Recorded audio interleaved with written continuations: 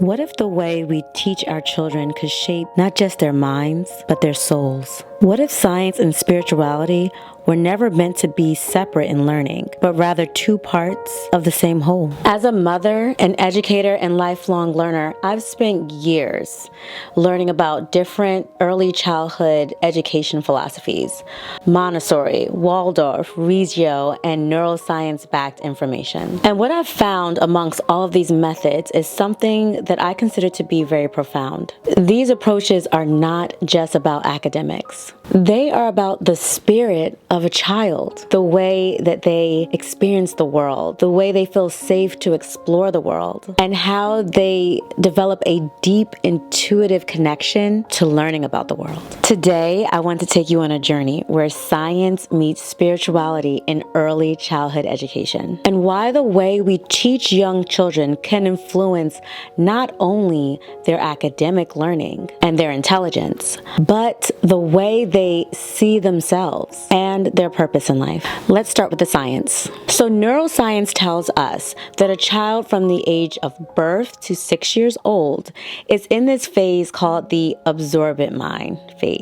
Dr. Maria Montessori, a pioneer in early education, actually recognized this over a century ago. And this was before there were fMRI scans and the neuroscience to support what we now know is true. During these early years, the brain forms trillions of neural connections, soaking in language, movement, and sensory experiences effortlessly. This is why Montessori emphasizes hands-on, real-world learning, because when a child touches, moves, and interacts with their environment, their brain is literally wiring itself for understanding. Waldorf education, which was inspired by Rudolf Steiner, also deeply acknowledges this phase, but he takes it a step further, believing that the early years are about cultivating a sense of imagination, rhythm, and emotional security before the structured academics takes center stage. Now, this is where spirituality comes in. And when we talk about spirituality in early education, we are not talking about religion. Rather, we are talking about the child's connection to themselves,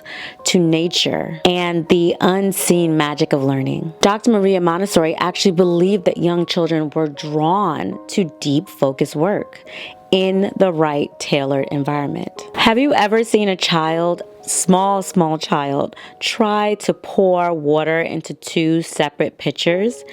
They can kind of do this task for what seems like eternity. They're not just practicing fine motor skills, they are entering a flow state, a meditative state. And in that moment, learning becomes something deeper. It becomes self-actualization. And then Waldorf takes this a step further by incorporating the storytelling, the art, and the movement as a way to connect learning to the rhythm of life. This is why when you see Waldorf classrooms, it's filled with all of these nature things, right? Nature tables, soft lighting, seasonal songs. It literally feels like a magical place. And this is to honor the child's inner world. It makes education feel like a sacred place. So how do we bring the balance of science and spirituality in learning into our own homes? Here are 3 simple ways you can do it. Create an environment that invites exploration. Montessori teaches us that the environment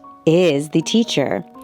A clutter-free, accessible space with real-life objects for children to use can naturally invite deep learning. Number 2, honor, rhythm, and ritual. Waldorf reminds us that children thrive on daily rhythms. Simple rituals like lighting a candle before story time or singing a good morning song create a sense of emotional security. Number 3, encourage wonder and stillness. Science tells us children learn best through active engagement, but spirituality reminds us that we also need moments of stillness. Time to stare at the clouds, time to listen to the wind, and in those moments, their minds and hearts expand together. As parents, educators, and caregivers, we have an incredible opportunity, not just to teach, but to guide. Not just to provide information, but to nurture the soul itself. Montessori, Waldorf, and neuroscience all agree. The way we teach children in their early years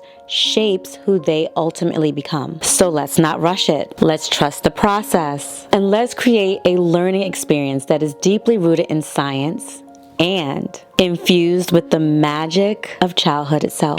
If any of this resonates with you, let me hear your thoughts. Do you integrate any of these approaches at home? I would love to continue the conversation in the comment section. And if you found this valuable, don't forget to like and subscribe, and also share with your friends who are on the same wavelength as you are on these types of subjects when it comes to parenting and raising the next generation. Until next time, keep wondering, keep learning, and keep growing.